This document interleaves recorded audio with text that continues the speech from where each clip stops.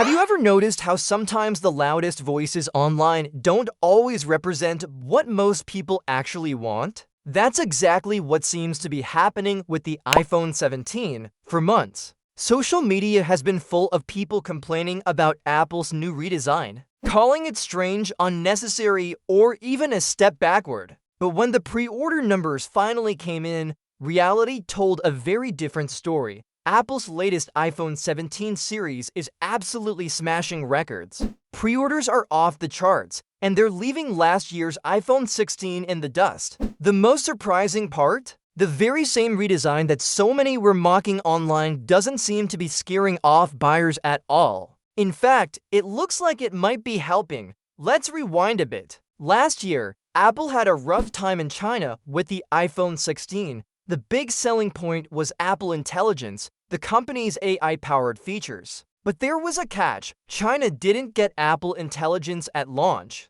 Without it, the iPhone 16 didn't have that much to stand out against the sea of powerful local brands. Sales were weak, and for the first time in a long time, Apple had to do something drastic. They actually discounted the iPhone 16 in China, something Apple almost never does with brand new flagships. And guess what? It worked. The moment Apple lowered the price, demand shot up, and people started paying attention to the iPhone 16 again. That rebound in popularity seems to have carried over into the launch of the iPhone 17, but this time, Apple didn't need discounts to win customers back. According to reports, pre-orders for the iPhone 17 in China are already 3 times higher than what the iPhone 16 managed at the same stage. That's not just an improvement, that's a complete turnaround. Clearly, all the noise online about the redesign being unpopular doesn't match what regular people are actually doing with their wallets.